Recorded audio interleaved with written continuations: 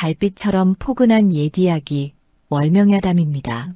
오늘도 건강과 웃음이 늘 함께 하시길 바랍니다. 구독과 좋아요로 함께 해주시면 더 많은 이야기를 들려드릴 수 있습니다. 자, 이제 달빛 같은 이야기 속으로 함께 걸어가 보겠습니다.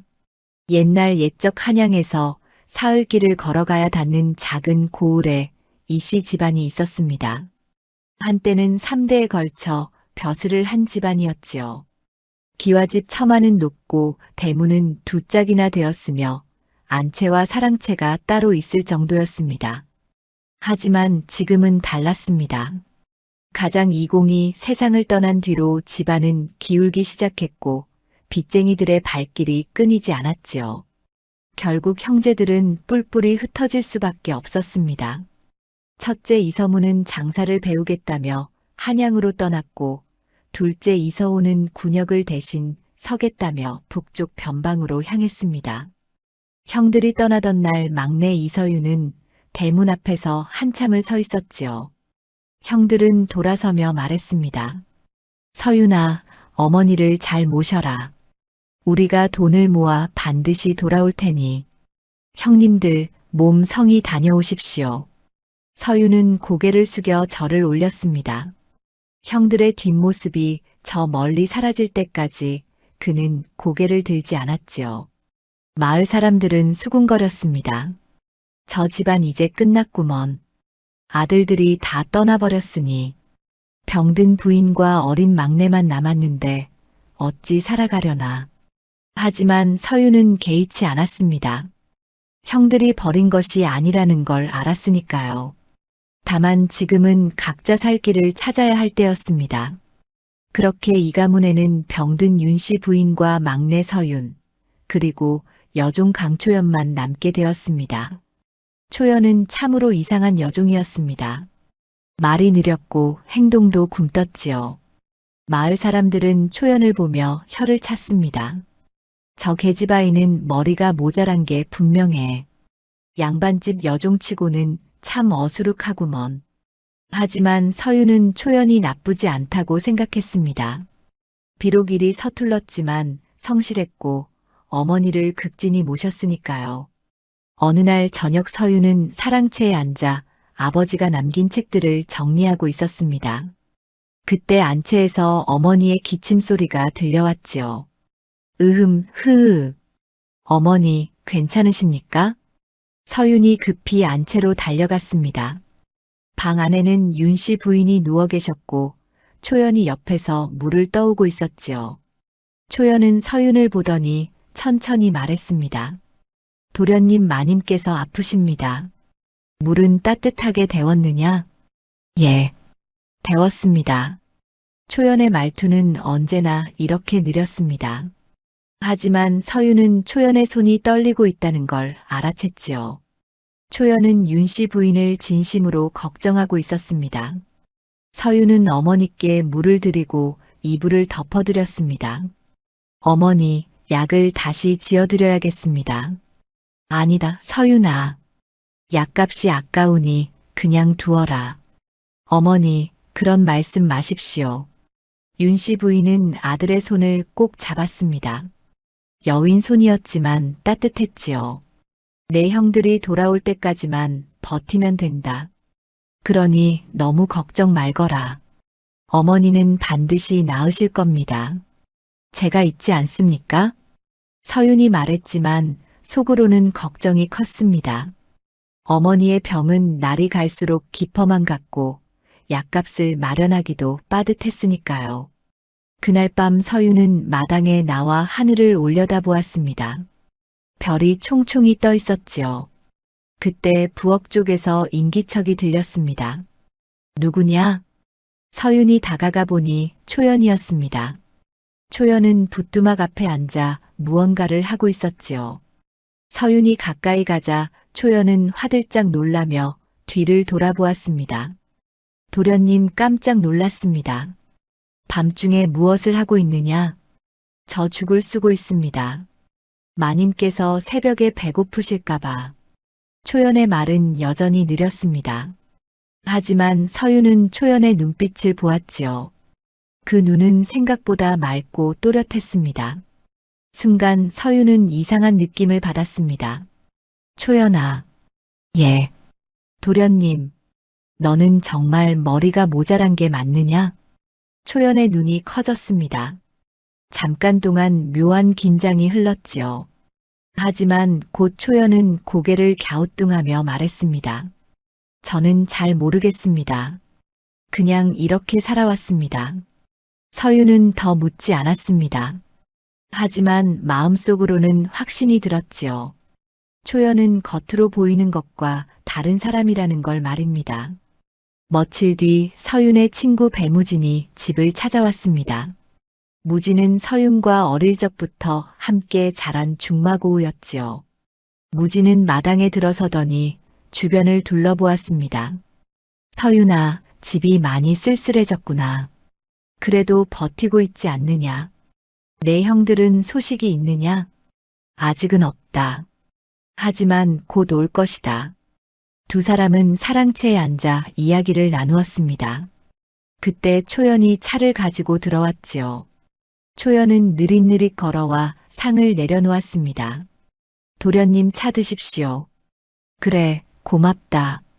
초연이 나가자 무진이 작은 목소리로 말했습니다. 저 여종 참 특이하구나. 말도 느리고 행동도 굼뜨고. 초연이는 성실하다. 어머니를 잘 돌보고 있어. 하지만 서윤아, 내가 보기엔 뭔가 이상해. 무엇이 이상하다는 거냐? 무진은 문 쪽을 힐끗 보더니 말했습니다. 저 계집아이 눈빛이 보통이 아니야. 겉으로는 바보 같지만 속은 영리해 보여. 서윤은 고개를 끄덕였습니다. 무진도 느낀 것이지요. 하지만 서윤은 초연이 숨기는 이유가 있을 거라 생각했습니다. 그래서 캐묻지 않기로 했지요. 무진아, 초연이가 무엇을 숨기든 그건 초연이 사정이 있는 거야. 우리가 굳이 알 필요는 없지 않겠느냐. 그래, 내 말이 맞다. 하지만 조심해라. 요즘 세상이 어수선하잖아. 무진이 돌아간 뒤 서윤은 마당을 거닐었습니다. 해가 뉘엿뉘엿 지고 있었지요. 그때 대문 밖에서 낯선 목소리가 들려왔습니다. 이 가문 아직 사람 살고 있소? 서윤이 대문을 열자 장사치 차림의 사내가 서 있었습니다. 사내는 서윤을 보더니 고개를 가웃거렸지요. 혹시 이 가문의 도련님이시오? 그렇더만 무슨 일이오? 소인은 지나가는 장사치입니다. 혹시 이 근처에 묵을 곳이 있는지 여쭤보려고요. 주막은 마을 입구에 있소. 그리로 가시오. 고맙습니다. 그런데 한 가지만 더 여쭤도 되겠습니까? 말씀하시오. 사내는 주변을 둘러보더니 목소리를 낮췄습니다. 이 집에 여종이 한 명 있다고 들었는데 맞습니까? 서윤의 눈빛이 날카로워졌습니다. 여종이 왜 궁금하시오? 아, 아닙니다. 그냥 혹시나 해서 여쭤본 겁니다. 실례했습니다. 사내는 황급히 몸을 돌려 떠났습니다. 서윤은 사내의 뒷모습을 물끄러미 바라보았지요. 뭔가 석연치 않았습니다. 그날 밤 서윤은 초연을 불렀습니다. 초연아, 오늘 낯선 사내가 너를 물어봤다. 초연의 얼굴이 하얗게 질렸습니다. 손이 바들바들 떨렸지요. 누가 저를 물어봤습니까? 장사치 차림의 사내였다. 혹시 아는 사람이냐? 초연은 고개를 저었습니다. 하지만 서윤은 초연이 거짓말을 하고 있다는 걸 느꼈지요. 초연아, 너에게 무슨 사연이 있거든 말해라. 내가 도와줄 수 있다. 아닙니다, 도련님. 저는 괜찮습니다. 초연은 황급히 방을 나갔습니다. 서윤은 한숨을 쉬었지요. 초연이 무언가를 숨기고 있다는 건 분명했습니다. 하지만 억지로 캐물을 수는 없었습니다. 그날 밤 서윤은 잠을 이루지 못했습니다. 창밖으로 달빛이 고요히 비쳤지요. 집안은 쓸쓸했지만 서윤은 포기하지 않았습니다. 형들이 돌아올 때까지, 어머니가 나으실 때까지, 그리고 초연의 비밀이 무엇이든 간에 서유는 이 집을 지키기로 마음먹었습니다. 몰락한 집안이라 해도 이곳은 여전히 이 가문이었으니까요. 며칠이 지나고 이 가문에는 묘한 일들이 생기기 시작했습니다. 초연히 보이는 행동들이 심상치 않았지요. 어느 날 아침 서유는 마루에 앉아 책을 읽고 있었습니다. 그때 부엌에서 초연의 다급한 목소리가 들려왔지요. 도련님, 도련님. 서윤이 황급히 달려가자 초연이 붓두막 앞에서 불을 끄고 있었습니다. 아궁이에서 연기가 피어오르고 있었지요. 무슨 일이냐? 불이 너무 세졌습니다. 조금만 늦었으면 큰일 날 뻔했습니다. 서윤은 고개를 갸웃거렸습니다. 평소 초연은 불 다루는 일에 서툴렀거든요. 그런데 오늘은 재빠르게 불을 잡았지요. 초연아, 너 불 끄는 솜씨가 제법인데? 초연은 순간 당황한 표정을 지었습니다. 그러고는 다시 어리숙한 얼굴로 돌아왔지요. 저 그냥 운이 좋았습니다. 서유는 더 묻지 않았습니다. 하지만 마음속으로는 의문이 커져갔지요. 며칠 뒤에는 더욱 기묘한 일이 벌어졌습니다. 마을 아낙네 하나가 찾아와 윤 씨 부인을 뵙고 싶다고 했지요. 부인, 제가 약초를 좀 가져왔습니다. 병에 좋다고 해서요. 서유는 아낙네를 안채로 안내했습니다. 그런데 초연이 갑자기 서윤의 옷소매를 잡아당겼지요. 도련님, 저 사람 이상합니다. 뭐가 이상하다는 거냐? 초연은 입술을 떨었습니다. 평소와 달리 말이 또렷했지요. 저 사람 품에 뭔가 숨기고 있습니다. 약초가 아닙니다. 어떻게 아느냐? 그냥 느껴집니다. 서유는 반신반의했지만 초연의 눈빛이 진지해서 조심스레 아낙네를 살폈습니다. 아낙네는 웃으며 보자기를 풀었지요. 그런데 그 안에는 약초가 아니라 낡은 천조각들이 들어있었습니다. 이게 무엇이오? 아낙네의 얼굴이 굳었습니다. 서윤이 다그치자 아낙네는 황급히 보자기를 싸들고 도망쳤지요. 서윤은 초연을 돌아보았습니다. 초연아, 너 어떻게 알았느냐? 초연은 다시 느린 말투로 돌아왔습니다. 저도 잘 모르겠습니다. 그냥 이상해서요. 서윤은 초연의 어깨를 붙잡았습니다. 초연아, 너는 바보가 아니지?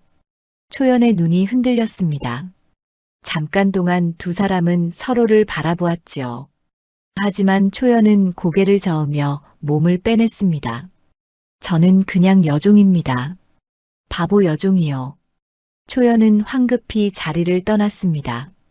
서유는 그 뒷모습을 물끄러미 바라보았지요. 초연은 분명 무언가를 숨기고 있었습니다.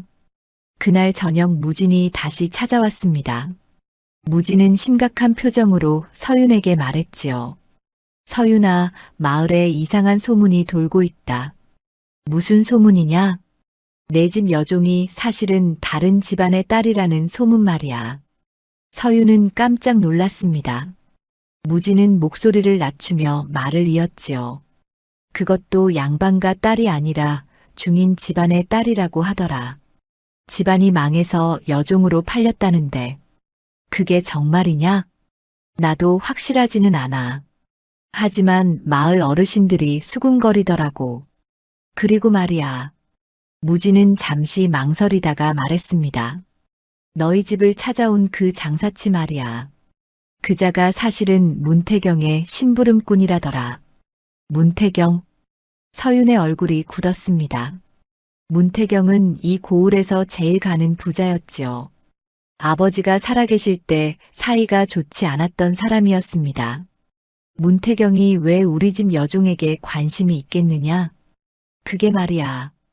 혹시 초연이가 문태경과 관련이 있는 게 아닐까? 서윤은 고개를 저었습니다. 하지만 마음속으로는 불안이 커져갔지요. 무진이 돌아간 뒤 서윤은 초연을 찾았습니다. 초연은 장독대 옆에서 무언가를 하고 있었지요. 초연아. 초연은 깜짝 놀라 뒤를 돌아보았습니다.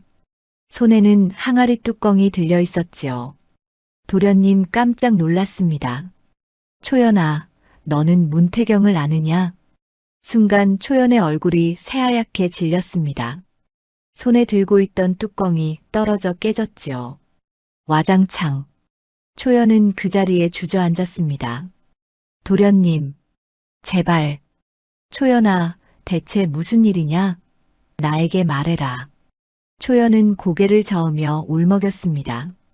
하지만 입을 열지 않았지요. 서유는 초연의 손을 잡았습니다.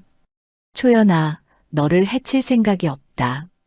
다만 진실이 알고 싶을 뿐이다. 저는 말할 수 없습니다. 왜? 말하면 도련님도 위험해집니다. 초연의 목소리가 떨렸습니다. 그리고 놀랍게도 말투가 또렷해졌지요. 서유는 초연의 눈을 똑바로 바라보았습니다. 초연아, 지금 내가 한 말 들었느냐? 방금은 말이 느리지 않았다. 초연은 입술을 깨물었습니다. 이제 숨길 수가 없었지요. 초연은 고개를 떨구며 말했습니다. 죄송합니다. 도련님, 제가 속였습니다. 무엇을 속였느냐? 저는 바보가 아닙니다. 서유는 한숨을 쉬었습니다. 예상했던 일이었지요. 그럼 왜 바보 흉내를 낸 거냐? 그래야 살 수 있었습니다. 초연은 눈물을 흘리기 시작했습니다. 서유는 초연을 사랑채로 데려갔지요. 방 안에 앉히고 차를 내어주었습니다. 진정하고 천천히 말해라. 무엇이 두려운 거냐? 초연은 떨리는 손으로 차를 마셨습니다. 그리고 조심스레 입을 열었지요. 문태경. 그자가 저를 찾고 있습니다. 왜 찾는 거냐? 그자가 저희 집안을 망쳤습니다. 그리고 저를 여종으로 팔았습니다. 서유는 주먹을 불끈 쥐었습니다. 초연은 말을 이었지요. 그런데 제가 도망쳤습니다. 팔려가던 날 도망쳤습니다. 그래서 그자가 저를 찾는 겁니다. 너는 왜 바보 흉내를 낸 거냐? 그래야 눈에 띄지 않습니다. 바보처럼 보이면 아무도 의심하지 않습니다. 초연의 목소리는 여전히 떨렸지만 말은 또렷했습니다. 서유는 초연의 어깨에 손을 얹었지요. 초연아, 이제부터는 숨지 마라. 내가 지켜줄 테니. 도련님. 하지만 문태경이 두렵더라도 너는 이제 혼자가 아니다. 내가 있지 않으냐. 초연은 서윤을 바라보았습니다. 처음으로 진짜 눈빛을 보였지요. 맑고 또렷했습니다. 고맙습니다. 도련님. 그때 대문 밖에서 인기척이 들렸습니다. 서윤이 밖으로 나가자 낯선 사내 하나가 서 있었지요. 이 가문 도련님이십니까? 그렇더만 누구시오? 문태경 어르신께서 부르십니다. 내일 저작거리 주막으로 오시라 하셨습니다. 사내는 말을 마치고 돌아섰습니다. 서윤은 사내의 뒷모습을 바라보며 이를 악물었지요. 문태경이 드디어 움직이기 시작한 것입니다. 그날 밤 서윤은 잠을 이루지 못했습니다.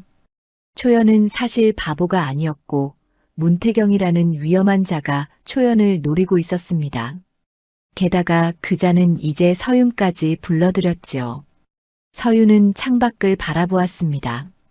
달빛이 고요히 비쳤지만 마음은 어지러웠습니다. 내일 무슨 일이 벌어질지 알 수 없었지요. 하지만 한 가지는 분명했습니다. 초연을 지켜야 한다는 것 말입니다. 다음 날 아침 서윤은 일찍 일어났습니다. 문태경을 만나러 가기 전에 해야 할 일이 있었지요. 서윤은 아버지의 사랑채로 향했습니다. 아버지가 돌아가신 뒤로 아무도 들어가지 않았던 곳이었지요. 방문을 열자 먼지가 풀풀 날렸습니다. 서윤은 창문을 열어 바람을 들이고 책상 서랍을 하나씩 열어보았지요. 오래된 붓과 벼루 그리고 낡은 서찰들이 나왔습니다. 서윤은 서찰들을 하나씩 펼쳐보았습니다. 대부분은 친지들과 주고받은 안부 편지였지요. 그런데 책상 맨 아래 서랍을 열자 묵직한 장부 하나가 나왔습니다. 가죽으로 된 표지에는 아무것도 쓰여 있지 않았지요. 서유는 장부를 꺼내 펼쳤습니다. 첫 장에는 아버지의 글씨가 적혀 있었습니다. 이 집안을 망친 자들의 이름을 기록하노라. 서윤의 가슴이 두근거렸습니다. 다음 장을 넘기자 여러 이름이 적혀 있었지요. 그리고 그중 가장 위에 큼직하게 쓰인 이름이 있었습니다. 문태경. 서윤은 아버지가 쓴 글을 읽어 내려갔습니다. 문태경은 내 친구였다. 함께 과거를 보러 한양에 갔었고 낙방의 쓴맛도 함께 나눴다. 하지만 그자는 벼슬 대신 돈을 택했다. 장사로 큰 돈을 벌더니 사람이 변했다. 내게 돈을 빌려달라 했고 나는 선뜻 내어주었다. 서유는 다음 장을 넘겼습니다. 하지만 문태경은 그 돈을 갚지 않았다. 오히려 내가 그에게 빚을 졌다는 거짓 문서를 만들었다. 관아의 관리들을 매수하여 나를 모함했다. 결국 나는 벼슬을 그만두고 고향으로 돌아올 수밖에 없었다. 서유는 주먹을 불끈 쥐었습니다. 아버지가 왜 그렇게 풀이 죽어 계셨는지 이제 알 것 같았지요. 마지막 장에는 이런 글이 적혀 있었습니다. 문태경아, 너는 반드시 대가를 치를 것이다. 하늘이 알고 땅이 안다. 내 자식들이 이 원한을 갚아줄 것이다. 서유는 장부를 덮었습니다. 가슴속에 불길이 타올랐지요. 그때 뒤에서 목소리가 들렸습니다. 도련님 무엇을 보고 계십니까? 초연이었습니다. 초연은 문 앞에 서서 조심스레 안을 들여다보고 있었지요. 서유는 장부를 들어보였습니다. 아버지께서 남기신 장부다. 여기에 문태경의 이름이 적혀 있어. 초연의 얼굴이 창백해졌습니다. 초연은 방 안으로 들어와 장부를 들여다보았지요. 문태경. 초연의 목소리가 떨렸습니다. 서유는 초연을 바라보았습니다. 초연아, 너도 그자에 대해 아는 게 있지 않느냐? 초연은 고개를 끄덕였습니다. 그리고 입을 열었지요. 저희 아버지도 문태경에게 당했습니다. 무슨 뜻이냐? 초연은 눈물을 글썽이며 말했습니다. 저희 아버지는 중인이었습니다. 역관으로 청나라와의 무역을 돕는 일을 했지요. 그런데 문태경이 아버지를 이용했습니다. 어떻게? 문태경은 밀무역을 했습니다. 청나라에서 들여와서는 안 되는 물건들을 몰래 들여왔지요. 그리고 그 죄를 아버지에게 뒤집어 씌웠습니다. 서유는 이를 악물었습니다. 초연은 울먹이며 말을 이었지요. 아버지는 곤장을 맞고 귀양을 가셨습니다. 그리고 석 달 만에 돌아가셨습니다. 어머니는 그 충격으로 병을 얻어 1년 뒤에 돌아가셨고요. 그래서 너는, 예, 저는 혼자 남았습니다. 집안 재산은 모두 압류되었고, 저는 여종으로 팔렸습니다. 초연은 주저앉아 흐느꼈습니다. 서유는 초연의 어깨를 감싸주었지요. 초연아, 그래서 바보 흉내를 낸 거구나. 얘 문태경이 저를 알아보면 죽일 것 같았습니다. 그래서 바보처럼 살았습니다. 그러면 아무도 의심하지 않았습니다. 서유는 초연을 일으켜 세웠습니다. 초연아, 이제는 숨지 마라. 우리 함께 문태경에게 맞서자. 하지만 도련님 문태경은 강합니다. 돈도 많고 권력도 있습니다. 그래도 해야 한다. 아버지의 원한도 갚아야 하고 너의 원수도 갚아야 하지 않겠느냐. 초연은 서윤을 바라보았습니다. 눈에 눈물이 그득했지만 고개를 끄덕였지요. 알겠습니다. 도련님 제가 도와드리겠습니다. 서윤은 장부를 품에 넣었습니다. 그리고 저작거리로 향했지요. 초연은 서윤을 배웅하며 말했습니다. 도련님 조심하십시오. 문태경은 무서운 사람입니다. 걱정 마라. 나도 만만치 않다. 서윤은 대문을 나섰습니다. 마을 저작거리는 사람들로 붐볐지요. 주막은 거리 한가운데 있었습니다. 서유는 주막 문을 열고 들어갔습니다. 안에는 술손님들이 앉아 있었고 구석 자리에 한 사내가 앉아 있었지요. 문태경이었습니다. 50줄의 사내는 비단 두루마기를 입고 있었고 손에는 옥으로 만든 부채를 들고 있었습니다. 서윤을 보자 비웃듯 웃었지요. 이가문 도련님 잘 오셨습니다. 여기 앉으시지요. 서윤은 문태경 맞은편에 앉았습니다. 두 사람은 서로를 노려보았지요. 문태경이 먼저 입을 열었습니다. 도련님, 집안이 많이 어렵다고 들었습니다. 형님들은 모두 떠나시고 어머님은 병환 중이시라니 참으로 안타깝습니다. 그래서 나를 부르신 겁니까? 허허, 급하시군요. 그렇습니다. 제가 도와드리고 싶습니다. 무슨 도움 말입니까? 문태경은 부채를 접으며 말했습니다. 돈입니다. 제가 도련님께 돈을 빌려드리겠습니다. 어머님 약값도 마련하시고 집안도 다시 일으켜 세우십시오. 대가는 무엇입니까? 역시 영리하십니다. 대가는 간단합니다. 문태경은 몸을 앞으로 기울이며 말했습니다. 도련님 댁에 있는 여종을 저에게 넘기십시오. 서윤의 눈빛이 차갑게 변했습니다. 초연을 달라는 겁니까? 아, 이름까지 아시는군요. 그렇습니다. 그 계집아이를 저에게 넘기십시오. 그러면 제가 100냥을 드리겠습니다. 왜 초연을 원하십니까? 문태경의 얼굴이 굳었습니다. 그건 제 사정입니다. 어쨌든 100냥이면 적지 않은 돈 아니겠습니까? 서윤은 자리에서 일어났습니다. 거절하겠습니다. 뭐라고? 초연은 우리 집 식구입니다. 돈으로 넘길 수 없습니다. 문태경의 얼굴이 일그러졌습니다. 부채를 탁자에 내려쳤지요. 이가문 도련님 후회하실 겁니다. 제 호의를 거절하시면 안 됩니다. 협박이십니까? 협박이 아니라 충고입니다. 도련님 집안은 이미 기울었습니다. 조금만 건드리면 무너집니다. 그러니 현명한 선택을 하십시오. 서윤은 문태경을 똑바로 바라보았습니다. 어르신께서 우리 아버지를 어떻게 했는지 압니다. 장부를 찾았습니다. 문태경의 눈이 커졌습니다. 뭐라고? 장부. 아버지께서 남기신 장부입니다. 거기에 어르신의 죄가 낱낱이 적혀 있습니다. 문태경은 자리에서 벌떡 일어났습니다. 그 장부를 어디서 찾았느냐? 그건 제가 알 일입니다. 어쨌든 저는 이제 어르신의 약점을 쥐고 있습니다. 함부로 하시면 안 됩니다. 문태경은 이를 갈았습니다.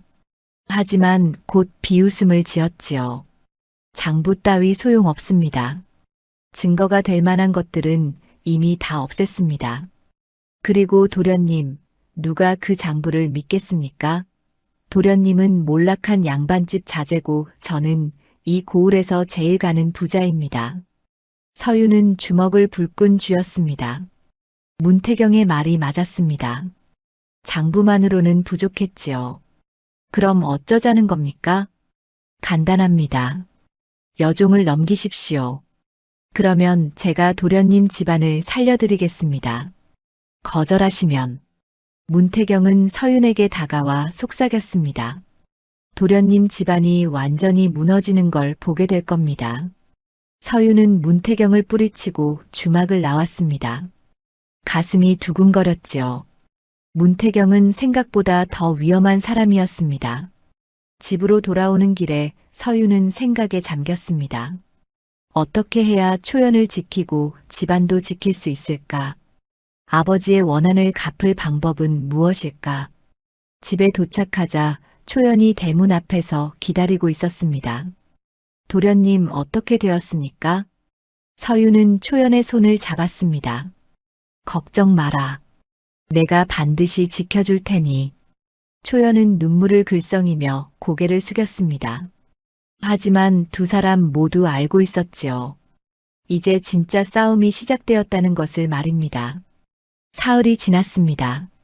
서유는 초연을 집 밖에 내보내지 않았지요. 문태경이 언제 사람을 보낼지 알 수 없었으니까요. 초연은 안채에서 윤 씨 부인을 돌보며 지냈습니다. 어느 날 오후 마당에 낯선 그림자가 드리웠습니다. 서윤이 밖으로 나가자 문태경이 대문 앞에 서 있었지요. 이가문 도련님, 집에 계십니까? 서윤은 대문을 열지 않았습니다. 대문 안쪽에서 말했지요. 무슨 일로 오셨습니까? 허허, 손님을 이렇게 대하십니까? 문을 열어주시지요. 서윤은 마지못해 대문을 열었습니다. 문태경은 여유로운 걸음으로 마당에 들어섰지요. 뒤에는 심부름꾼 2명이 따라왔습니다. 좋은 집이십니다.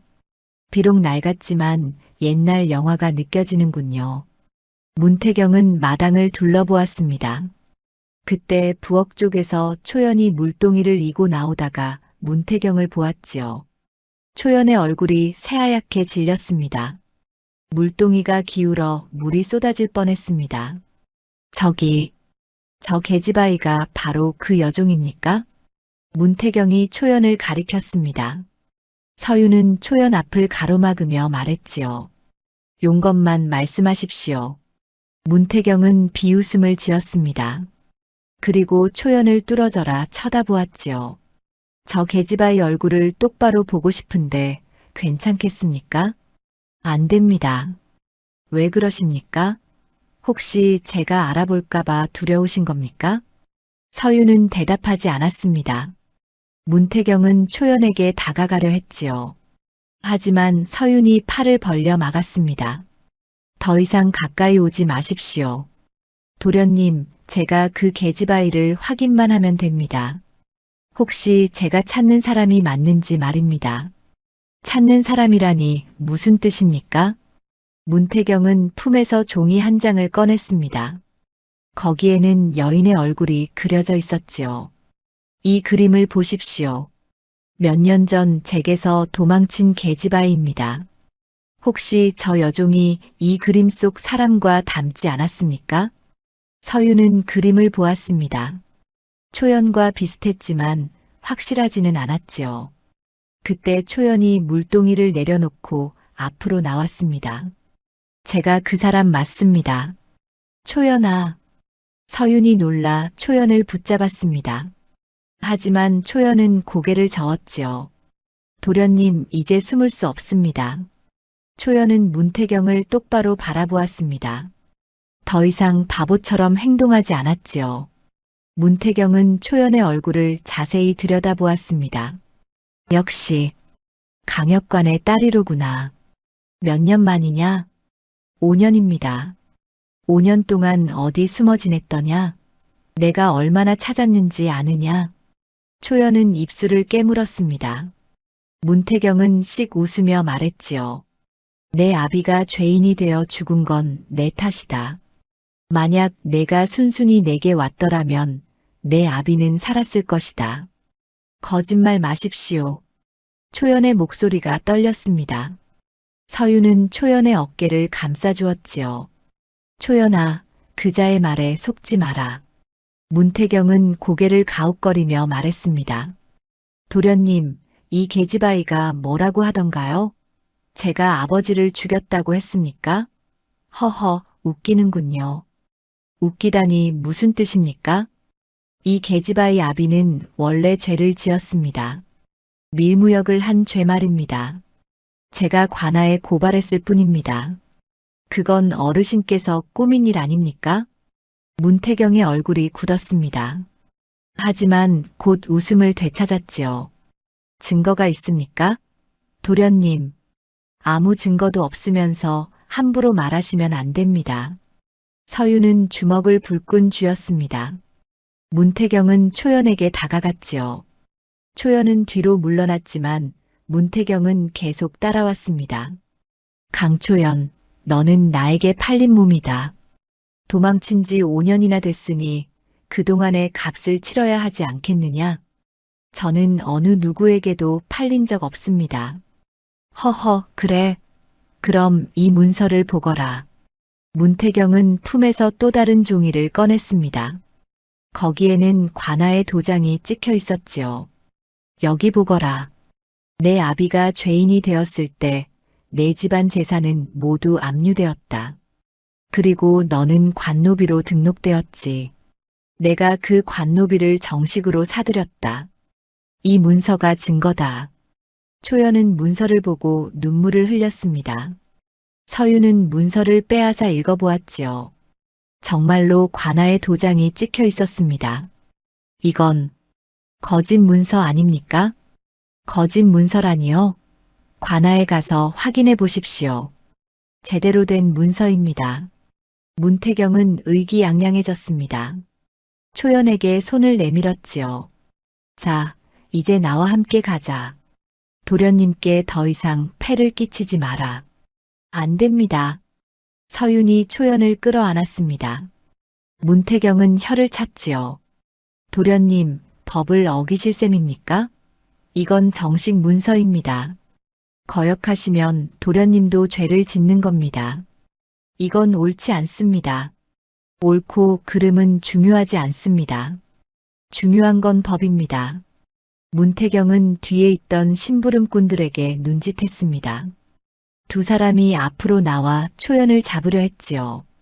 서유는 초연을 뒤로 밀어내고 두 사람을 막아섰습니다. 물러서시오. 도련님, 힘으로 막으실 겁니까? 그러시면 관아에 고발하겠습니다. 고발하십시오. 저도 가만히 있지 않겠습니다.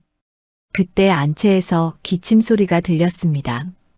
윤씨 부인이 마루에 나와 계셨지요. 무슨 소란이냐? 어머니. 서윤이 급히 어머니께 달려갔습니다. 윤씨 부인은 몸을 가누기 힘들어 하셨지요. 문태경은 윤씨 부인을 보고 공손히 절을 했습니다. 부인, 오래간만입니다. 그동안 안녕하셨습니까? 당신이 문태경 아니냐? 예, 그렇습니다. 부인께서 아직 저를 기억하시는군요. 윤씨 부인은 문태경을 노려보았습니다. 비록 몸은 약했지만 눈빛만은 날카로웠지요. 우리 집안을 망친 사람 아니냐? 부인, 그건 오해입니다. 오해가 아니다. 당신이 우리 영감을 어떻게 했는지 안다. 윤씨 부인은 숨을 헐떡였습니다. 서윤이 어머니를 부축했지요. 어머니, 무리하지 마십시오. 서윤아, 저 사람에게 초연이를 넘기지 마라. 예, 어머니. 걱정 마십시오. 문태경은 혀를 찼습니다. 윤씨 부인이 나서자 일이 복잡해졌지요. 부인, 법은 법입니다. 제가 초연을 데려가는 건 정당합니다.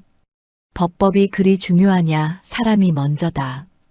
윤씨 부인은 기침을 했습니다. 서유는 어머니를 안채로 모셨지요. 초연도 함께 따라 들어갔습니다. 문태경은 마당에 남아 팔짱을 꼈습니다. 도련님, 오늘은 이만 돌아가겠습니다. 하지만 다음에는 관아 사람들과 함께 오겠습니다. 그때는 어쩔 수 없으실 겁니다. 문태경은 심부름꾼들을 데리고 대문을 나갔습니다. 서유는 마당에 서서 문태경의 뒷모습을 바라보았지요. 가슴속에서 분노가 끓어올랐습니다. 그날 밤 서유는 초연과 마주 앉았습니다. 초연은 고개를 숙이고 있었지요.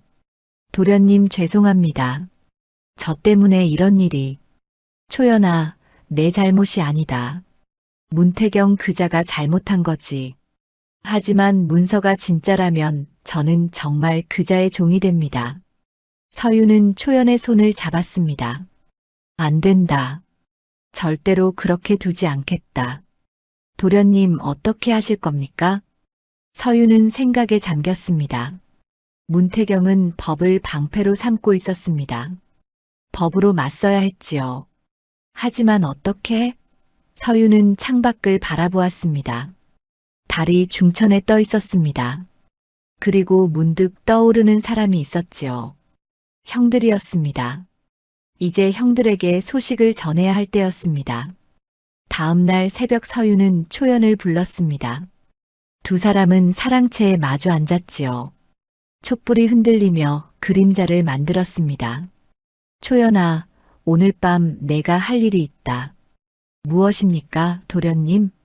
너는 글을 읽을 줄 아느냐? 초연은 잠시 망설이다가 고개를 끄덕였습니다. 예, 아버지께서 가르쳐 주셨습니다. 역관이셨으니 글을 알아야 한다고 하셨지요. 서유는 품에서 종이 한 장을 꺼냈습니다. 그리고 붓을 들었지요. 그럼 내가 말하는 대로 받아 적어라. 예, 도련님. 초연은 붓을 들고 종이를 펼쳤습니다. 서윤이 말했지요. 첫째 형님께 급한 일이 생겼습니다. 집안에 위기가 닥쳤으니 어서 돌아와 주십시오. 초연의 손이 종이 위를 달렸습니다. 글씨는 단정했고 또렷했지요. 서유는 초연의 글씨를 보며 감탄했습니다. 글씨가 좋구나. 아버지께서 엄하게 가르치셨습니다. 서유는 편지를 접어봉했습니다. 그리고 또 다른 종이를 꺼냈지요. 이번엔 둘째 형님께 보낼 편지다. 받아 적어라. 초연은 다시 붓을 들었습니다. 두 통의 편지를 다 쓰고 나자 서유는 초연의 손을 잡았지요. 초연아, 내가 한 가지 물어볼 게 있다. 말씀하십시오, 도련님. 너는 정말 바보가 아니었구나. 초연은 고개를 숙였습니다. 뺨이 붉어졌지요. 죄송합니다, 도련님을 속였습니다. 아니다. 내가 살아남기 위해서였다는 걸 안다.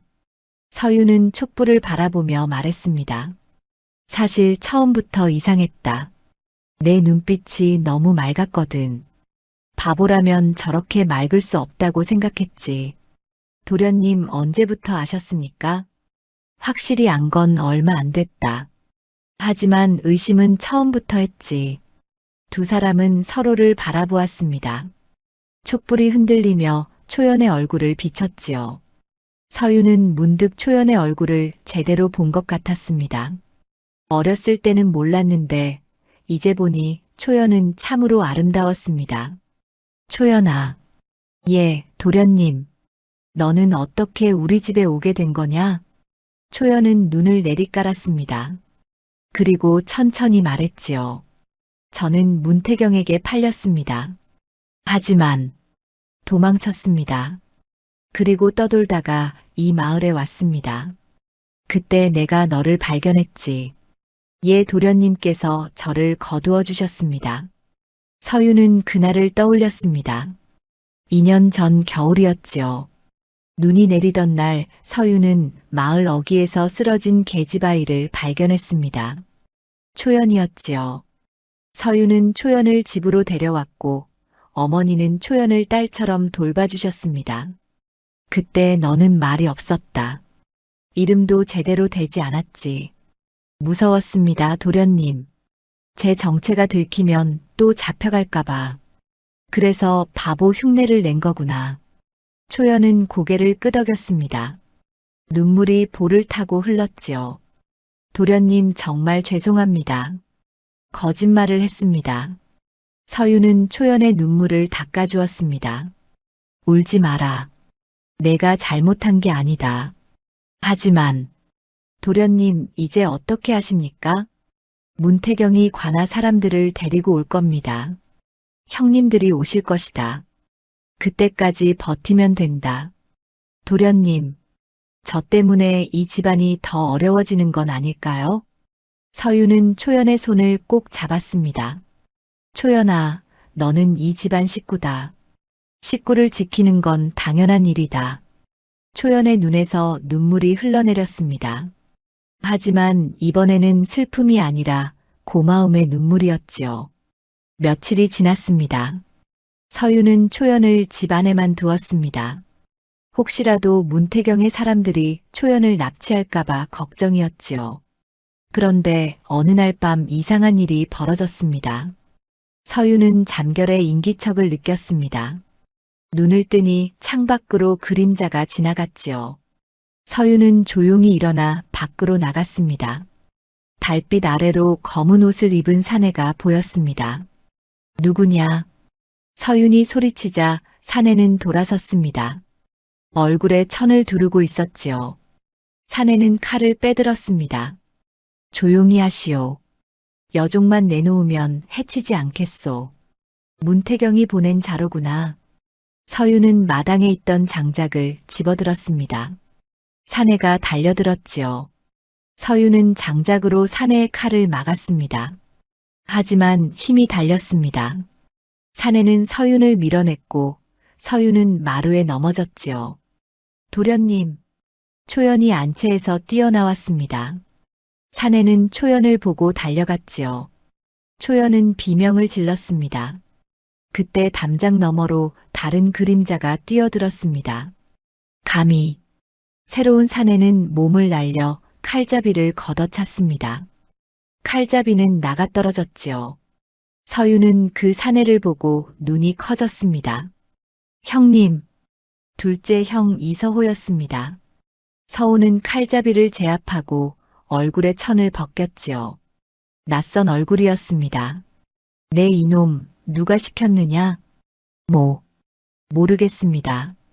서호는 칼잡이의 멱살을 잡았습니다. 거짓말 마라. 문태경이 보낸 게 분명하다. 정말 모릅니다. 저는 그냥 돈을 받고 일을 한 것뿐입니다. 서호는 칼잡이를 마당에 내던졌습니다. 그리고 서윤에게 다가왔지요. 서윤아, 괜찮으냐? 예, 형님. 다치지 않았습니다. 편지를 받고 급히 왔다. 그런데 도착하자마자 이놈이 담장을 넘는 걸 봤다. 형님, 잘 오셨습니다. 서윤은 형을 끌어안았습니다.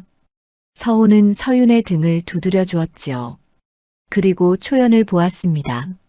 저 계집아이가 편지에 쓴 초연이냐? 예, 형님. 서호는 초연을 살폈습니다. 초연은 고개를 숙이고 있었지요. 바보가 아니로구나. 예, 죄송합니다. 죄송할 것 없다. 살아남기 위해서였을 것이다. 서호는 칼잡이를 일으켜 세웠습니다. 이놈을 관아에 넘기자. 형님, 그러면 문태경이 빠져나갈 겁니다. 그럼 어쩌자는 거냐? 서윤은 생각에 잠겼습니다. 그리고 말했지요. 일단 이놈을 묶어두고 다른 방법을 찾아봅시다. 서호는 고개를 끄덕였습니다. 칼잡이를 광에 가두고 나자 세 사람은 사랑채에 모였습니다. 서호는 차를 마시며 물었지요. 그래, 무슨 일이 있었는지 자세히 말해라. 서윤은 그동안 있었던 일을 모두 이야기했습니다. 문태경과의 만남, 초연의 비밀, 그리고 아버지가 남긴 장부까지 말했지요. 서호의 얼굴이 굳어졌습니다. 문태경 그놈이 아직도 우리를 괴롭히는구나. 형님, 어떻게 해야 할까요? 서호는 턱을 쓸었습니다. 그리고 초연을 보았지요. 초연아, 내가 아는 문태경의 약점이 있느냐? 초연은 고개를 가웃거렸습니다. 약점이라고 하면요? 뭐든 좋다. 그놈이 숨기고 싶어 하는 것 말이다. 초연은 잠시 생각하다가 말했습니다.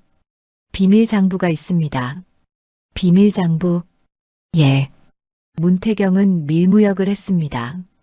그 기록을 모두 장부에 적어뒀습니다. 제 아버지가 그 장부를 본 적이 있다고 하셨습니다. 서호의 눈이 빛났습니다. 그 장부가 어디 있는지 아느냐? 문태경의 집 서재에 있을 겁니다. 서호는 서윤을 보았습니다. 서윤아, 그 장부를 찾아야겠다. 하지만 형님, 어떻게 문태경의 집에 들어갑니까? 서호는 씩 웃었습니다. 방법이 있다. 내가 군역을 하면서 배운 게 있거든. 그날 밤 서호와 서윤은 계획을 세웠습니다. 초연도 함께 도왔지요. 세 사람은 밤늦도록 이야기를 나눴습니다. 창밖으로 달이 기울고 있었습니다. 이제 진짜 싸움이 시작될 참이었습니다. 사흘이 지났습니다. 그동안 서호는 마을을 돌아다니며 문태경의 집을 살폈지요. 문태경의 저택은 마을에서 제일 컸습니다. 담장이 높고 대문에는 늘 문지기가 서 있었습니다. 저 안으로 들어가기가 쉽지 않겠구나. 서우가 혀를 찼습니다. 서윤과 서우는 주막에 앉아 문태경의 집을 바라보고 있었지요. 형님, 방법이 없겠습니까? 있긴 하다. 하지만 위험하다. 어떤 방법입니까? 서우는 목소리를 낮췄습니다. 밤중에 담장을 넘는 거다. 내가 군영에서 배운 솜씨가 있다. 하지만 들키면 어떻게 합니까? 들키지 않으면 된다. 서우는 씩 웃었습니다. 서유는 형의 얼굴을 보았지요. 군역을 하는 동안 형은 많이 변해 있었습니다. 더 단단해지고 더 날카로워졌습니다. 그날 밤 서유는 초연과 이야기를 나눴습니다. 초연은 걱정스러운 얼굴로 말했지요. 도련님, 너무 위험한 일 아닙니까? 위험해도 해야 한다. 그 장부가 없으면 문태경을 이길 수 없다. 하지만 만약 들키시면 서유는 초연의 손을 잡았습니다. 걱정 마라. 형님이 계신다. 형님은 군영에서 밤중 순찰을 막는 훈련을 받으셨다. 초연은 입술을 깨물었습니다. 그리고 말했지요. 그럼 제가 도와드리겠습니다. 뭐라고? 저는 문태경의 집을 압니다. 어디로 들어가야 하는지, 어디에 서재가 있는지 압니다. 서유는 고개를 저었습니다. 안 된다. 너는 위험하다. 도련님, 저도 싸우고 싶습니다. 제 아버지의 원수를 갚고 싶습니다. 초연의 눈빛이 달라져 있었습니다.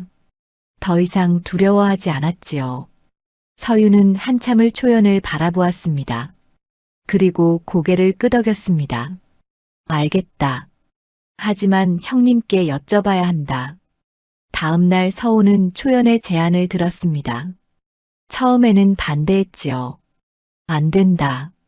계집아이를 위험한 곳에 데려갈 수 없다. 형님, 하지만 초연이가 길을 알고 있습니다. 그래도 안 된다. 그때 초연이 입을 열었습니다. 나리 제발 부탁드립니다. 저도 싸울 기회를 주십시오. 초연의 목소리는 떨렸지만 단호했습니다. 서우는 초연을 물끄러미 바라보았지요. 내가 정말 할 수 있겠느냐? 예, 할 수 있습니다. 서우는 한숨을 쉬었습니다. 그리고 고개를 끄덕였지요. 좋다. 하지만 내 말을 따라야 한다. 위험하면 바로 도망쳐야 한다. 예, 나리. 그날 밤 세 사람은 문태경의 집으로 향했습니다. 달은 구름에 가려져 있었고 거리는 고요했습니다. 문태경의 집 담장 앞에 섰을 때 서우가 말했지요. 초연아, 어디로 들어가야 하느냐? 뒷담 쪽입니다. 거기에 오래된 나무가 있습니다. 그 나무로 담장을 넘을 수 있습니다. 세 사람은 뒷담으로 돌아갔습니다. 정말로 큰 나무가 담장 가까이에 서 있었지요. 서우가 먼저 나무를 타고 올라갔습니다. 그리고 담장으로 건너갔지요. 서윤이 다음이었습니다. 마지막으로 초연이 올라왔습니다. 담장 안으로 내려서자 넓은 정원이 보였습니다. 연못이 있었고 정자가 있었지요. 초연이 손가락으로 가리켰습니다. 저쪽 건물이 서재입니다. 세 사람은 조용히 서재로 다가갔습니다. 그런데 서재 앞에 하인 하나가 졸고 있었지요. 서우는 조심스레 하인에게 다가가 목을 눌렀습니다. 하인은 소리도 못 내고 기절했습니다. 빨리 들어가자. 서재 문을 열자 책들이 가득한 방이 나왔습니다. 서유는 촛불을 켰지요. 초연이 말했습니다. 장부는 책상 서랍에 있을 겁니다. 아버지께서 그렇게 말씀하셨습니다. 서우가 책상으로 갔습니다. 서랍을 하나씩 열어보았지요. 하지만 장부는 보이지 않았습니다. 이상하다. 없는데? 다른 곳을 찾아봐야 합니다. 초연은 방 안을 둘러보았습니다. 그리고 벽에 걸린 그림을 보았지요. 저 그림 뒤를 보십시오. 서윤이 그림을 들어 올렸습니다. 그 뒤에 작은 문이 숨겨져 있었지요. 문을 열자 장부 여러 권이 나왔습니다. 찾았다. 서우가 장부를 꺼냈습니다. 펼쳐보니 온갖 물건의 이름과 금액이 적혀 있었지요. 청나라에서 들여온 금지된 물건들이었습니다. 이것만 있으면 문태경을 잡을 수 있다. 그때 밖에서 소리가 들렸습니다. 도둑이다. 도둑이 들었다. 세 사람은 깜짝 놀랐습니다. 서우가 장부를 품에 넣으며 말했지요. 빨리 나가자. 세 사람은 서재를 빠져나왔습니다. 하지만 이미 늦었습니다. 문태경의 하인들이 횃불을 들고 몰려오고 있었지요. 저기다. 저놈들이다. 서우는 칼을 빼들었습니다. 서윤도 몽둥이를 집었지요. 초연은 두 사람 뒤에 숨었습니다. 서윤아, 초연이를 데리고 먼저 가라. 형님은 어떻게 하십니까? 나는 이놈들을 막겠다. 어서 가라. 서윤은 초연의 손을 잡고 뛰었습니다. 담장으로 향했지요. 뒤에서는 서우와 하인들이 싸우는 소리가 들렸습니다. 도련님 나리는 어떻게 하십니까? 형님은 강하다.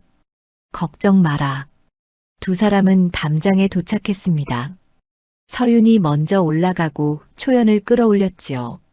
담장을 넘어 밖으로 나왔습니다. 그때 뒤에서 서우의 목소리가 들렸습니다. 기다려라. 서우가 담장을 넘어왔습니다. 하지만 다리를 다친 것 같았지요. 절뚝거렸습니다.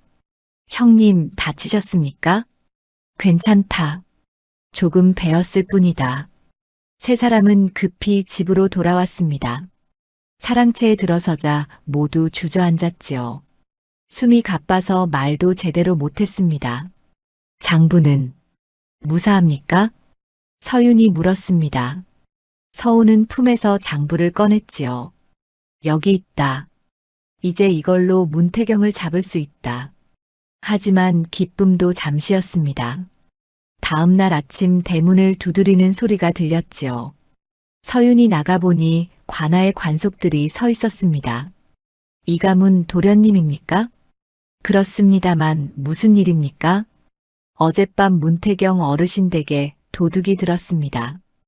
혹시 아는 바가 있습니까? 서윤의 가슴이 철렁했습니다. 하지만 태어난 척했지요. 저희는 모르는 일입니다. 그렇습니까? 그럼 집안을 수색해도 되겠습니까? 수색이라니 무슨 말씀입니까? 문태경 어르신께서 신고하셨습니다. 도둑이 이 집안 사람일 거라고요. 서윤은 당황했습니다. 관속들이 집 안으로 들어오려 했지요. 그때 서우가 나타났습니다. 잠깐만 기다리시오. 당신은 누구시오? 이 가문의 둘째 아들입니다. 수색 영장이라도 있습니까? 관속들은 서로 눈치를 보았습니다. 영장은 없었지요. 영장은 나중에 가져오겠습니다. 그럼 그때 오십시오. 영장 없이는 들어올 수 없습니다. 서우의 목소리는 단호했습니다. 관속들은 어쩔 수 없이 돌아갔지요. 하지만 서윤은 알고 있었습니다. 곧 영장을 가지고 다시 올 거라는 걸 말입니다. 형님, 어떻게 합니까? 장부를 찾으면 큰일입니다. 장부를 숨겨야 한다. 그런데 서우는 생각에 잠겼습니다. 그때 초연이 말했지요. 제게 방법이 있습니다. 무슨 방법이냐? 장부를 마을 밖 바위 틈에 숨기는 겁니다. 제가 아는 곳이 있습니다. 서우는 고개를 끄덕였습니다. 좋다. 그렇게 하자. 초연은 장부를 받아들고 집을 나섰습니다. 서윤이 따라가려 했지만 서우가 붙잡았지요. 초연이 혼자 가는 게 낫다. 우리가 따라가면 눈에 띈다. 서윤은 불안했지만 형의 말을 따랐습니다. 초연은 마을 밖으로 향했지요. 그리고 한 시즌쯤 뒤에 돌아왔습니다. 숨겼습니다, 도련님. 어디에 숨겼느냐? 큰 바위 밑틈에 숨겼습니다. 아무도 모를 겁니다. 그날 오후 관속들이 다시 왔습니다. 이번에는 영장을 가지고 왔지요. 집안을 샅샅이 뒤졌습니다. 하지만 장부는 찾지 못했습니다. 이상하다. 분명히 여기 있을 텐데. 관속들은 빈손으로 돌아갔습니다. 서윤과 서우는 안도의 한숨을 쉬었지요. 하지만 이제 시작일 뿐이었습니다. 문태경은 장부를 찾기 위해 무슨 짓이든 할 것이었습니다. 이틀이 지났습니다. 문태경은 여전히 장부를 찾지 못했지요. 하지만 포기하지 않았습니다. 이번에는 다른 방법을 썼습니다. 그날 오후 초연이 우물가에서 물을 기르려 할 때였습니다. 갑자기 어디선가 산에 셋이 나타났지요. 초연은 비명을 지를 새도 없이 입을 막혔습니다. 사내들은 초연을 끌고 가려 했습니다. 그때 대문이 열리며 서윤이 나왔지요. 초연아. 서윤이 달려들었습니다. 하지만 사내 하나가 서윤을 밀쳤지요. 서윤은 땅에 넘어졌습니다. 그때 사랑채에서 서우가 뛰어나왔습니다. 이놈들. 서우는 칼을 빼들고 사내들에게 달려들었지요. 사내 하나를 베고 다른 하나를 걷어찼습니다. 마지막 사내는 초연을 놓고 도망쳤지요. 괜찮으냐, 초연아? 서윤이 초연을 일으켜 세웠습니다. 초연은 떨고 있었지만 다친 데는 없었지요. 예, 괜찮습니다, 도련님. 서우는 쓰러진 사내의 옷을 뒤졌습니다. 주머니에서 은자 몇 냥이 나왔지요. 문태경이 보낸 놈들이 확실하다. 형님, 이제 어떻게 합니까? 더 이상 기다릴 수 없다. 첫째 형님이 오시기 전에 먼저 움직여야 한다. 서우는 은자를 주머니에 넣으며 말했습니다. 우리가 먼저 관아에 가자. 장부를 증거로 내놓고 문태경을 고발하는 거다. 하지만 형님, 관아의 관리들도 문태경 편일 겁니다. 알고 있다. 하지만 다른 방법이 없다. 그날 밤 세 사람은 의논했습니다. 초연이 조심스레 말했지요. 도련님, 제게 생각이 있습니다. 무슨 생각이냐? 한양으로 가는 겁니다. 한양? 서우가 물었습니다. 초연은 고개를 끄덕였지요. 예, 이곳 관아는 문태경 편입니다. 하지만 한양의 사원부는 다릅니다. 서윤의 눈이 빛났습니다. 맞다. 사원부에 가면 된다. 사원부는 관리들의 비리를 감찰하는 곳이었습니다. 만약 사원부에 고발하면 문태경을 잡을 수 있었지요. 하지만 한양까지 가려면 시일이 걸린다. 서우가 말했습니다. 그때 대문을 두드리는 소리가 들렸지요. 이 가문 계신가?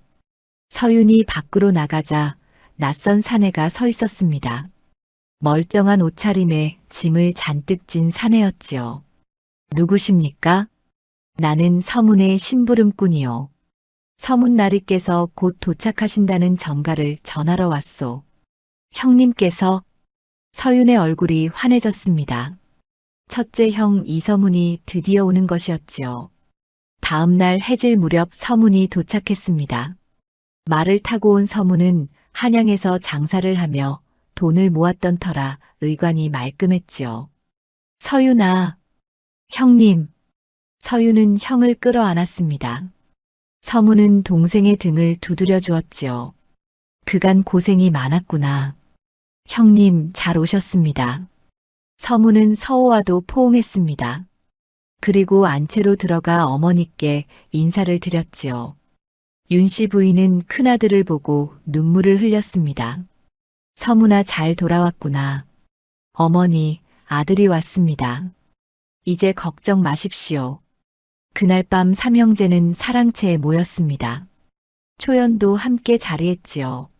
서윤은 그간의 일을 모두 이야기했습니다.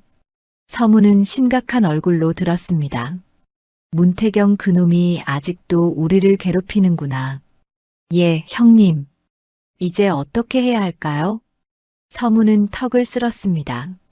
그리고 말했지요. 내게 방법이 있다. 무슨 방법입니까?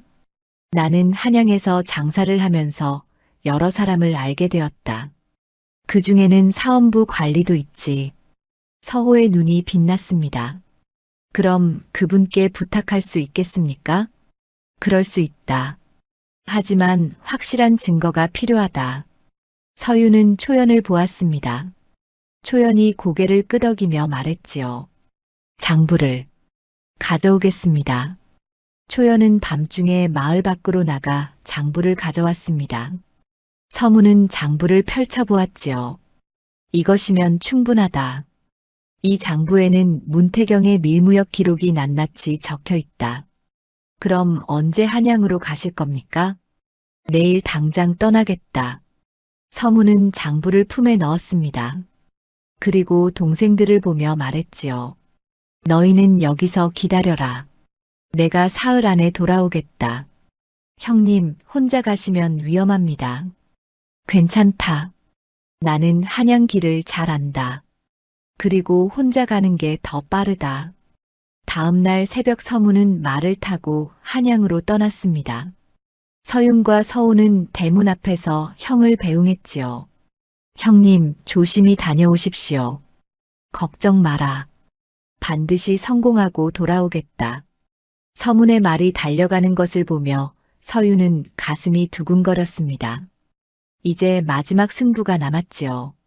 하지만 문태경도 가만히 있지 않았습니다. 서문이 떠난 그날 오후 문태경이 직접 이가문을 찾아왔습니다.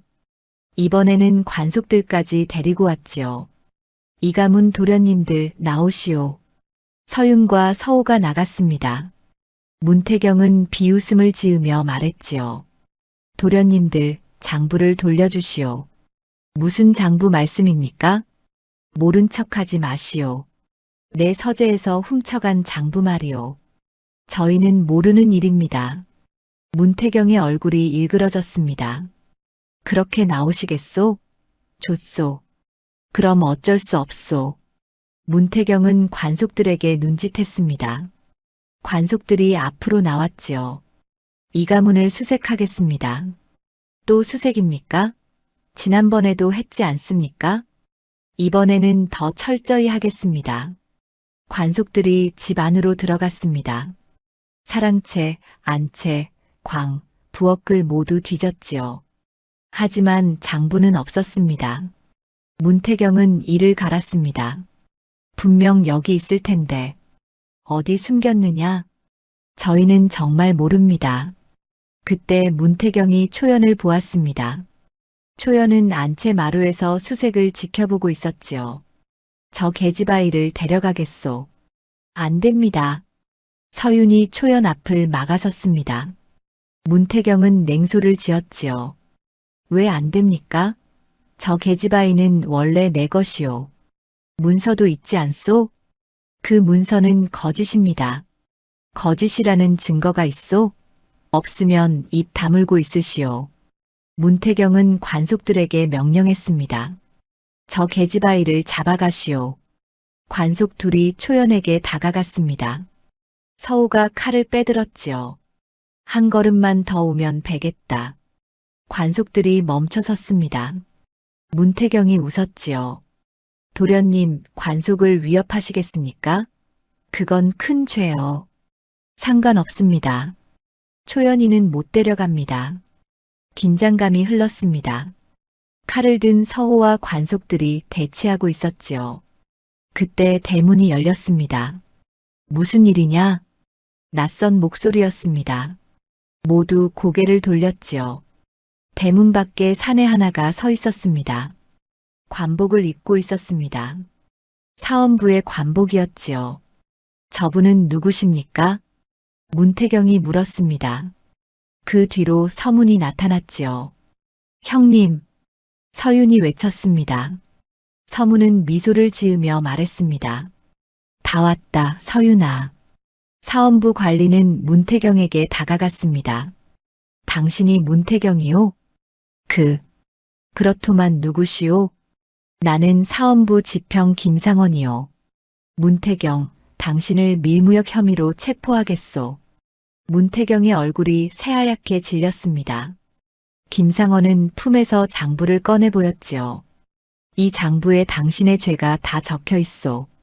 순순히 따라오시오. 문태경은 뒤로 물러났습니다. 하지만 관속들이 그를 붙잡았지요. 놓아라. 놓으라고. 문태경이 소리쳤지만 소용없었습니다. 김상원은 서윤과 서호에게 고개를 숙였습니다. 도련님들 고생이 많으셨습니다. 이제 모든 게 끝났습니다. 서윤은 서문을 끌어안았습니다. 눈물이 흘렀지요. 서호도 함께 형들을 끌어안았습니다. 초연은 마루에서 그 모습을 보며 눈물을 흘렸습니다.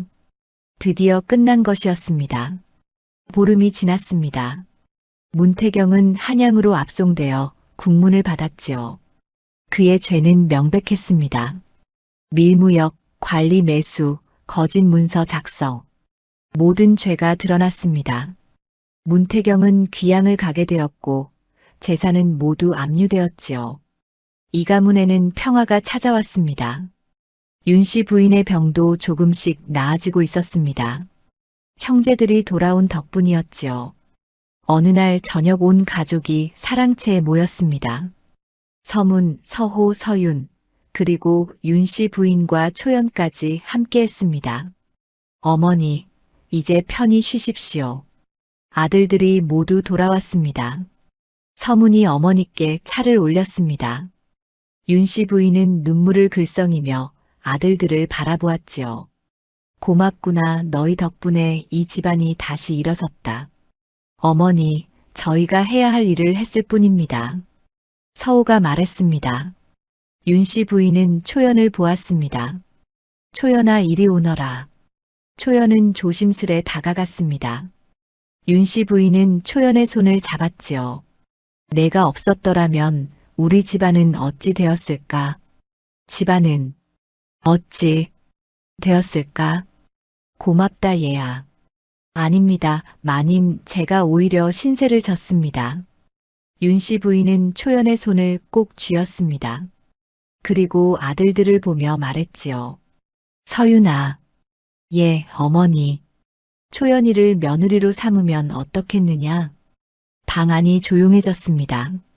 서윤은 얼굴이 붉어졌고 초연은 고개를 숙였지요. 서문이 웃으며 말했습니다. 좋은 생각이십니다, 어머니. 초연이는 우리 집안의 은인입니다. 저도 찬성입니다. 서호도 고개를 끄덕였습니다. 서윤은 초연을 보았지요. 초연은 여전히 고개를 숙이고 있었습니다. 초연아. 예. 도련님, 너는 어떻게 생각하느냐? 초연은 천천히 고개를 들었습니다. 눈에 눈물이 그득했지요.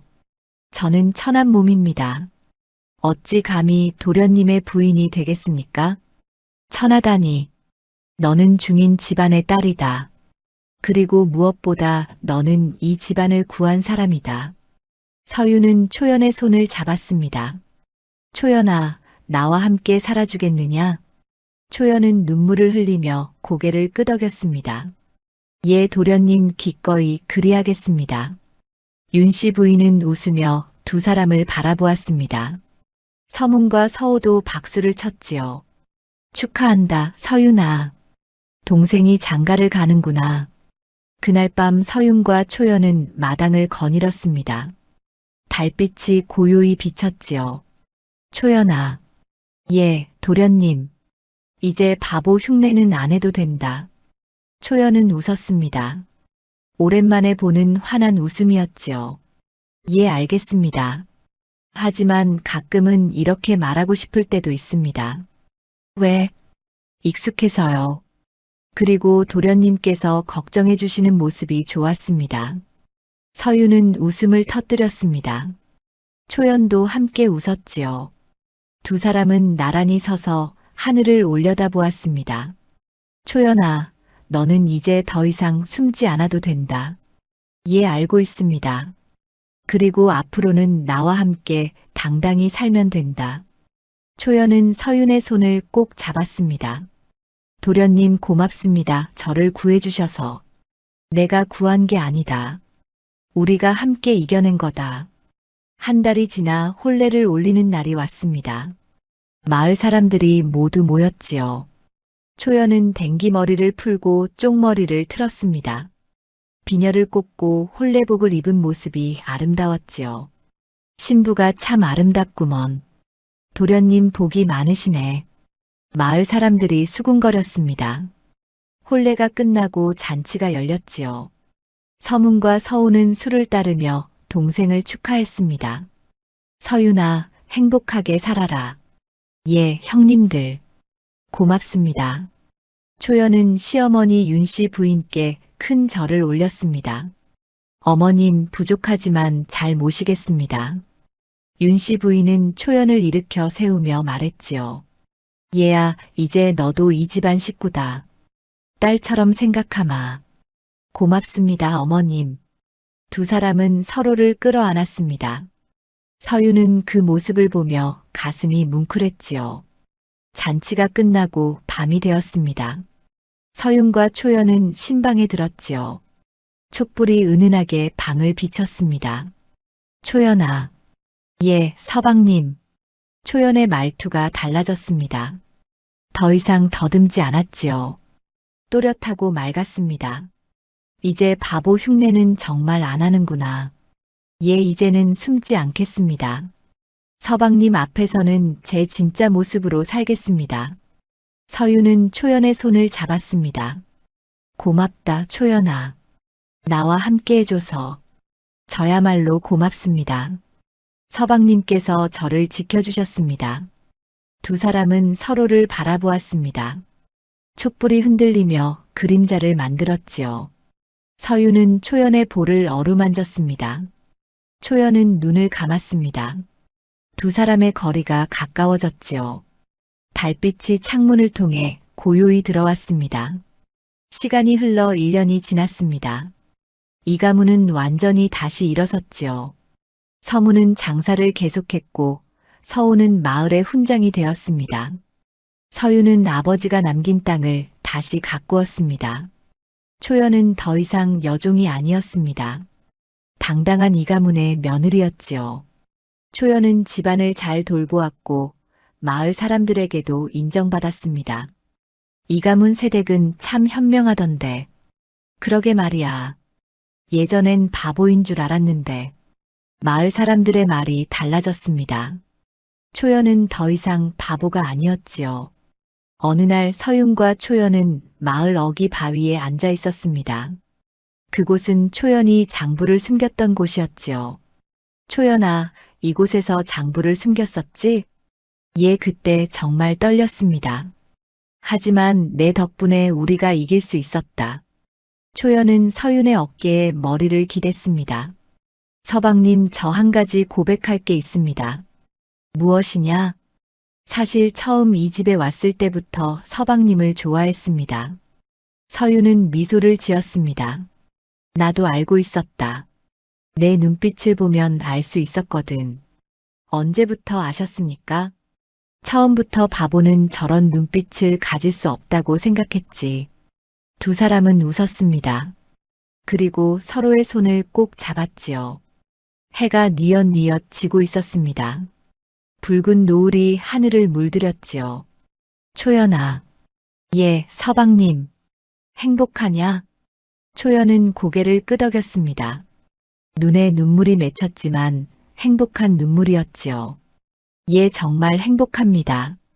이제 더 이상 숨지 않아도 되니까요. 서유는 초연을 끌어안았습니다. 두 사람은 그렇게 한참을 앉아 있었지요. 노을이 지고 별이 뜨기 시작했습니다. 이 가문의 마당에는 웃음소리가 가득했습니다. 형제들이 모여 술을 마시고 윤씨 부인은 며느리와 이야기를 나누었지요.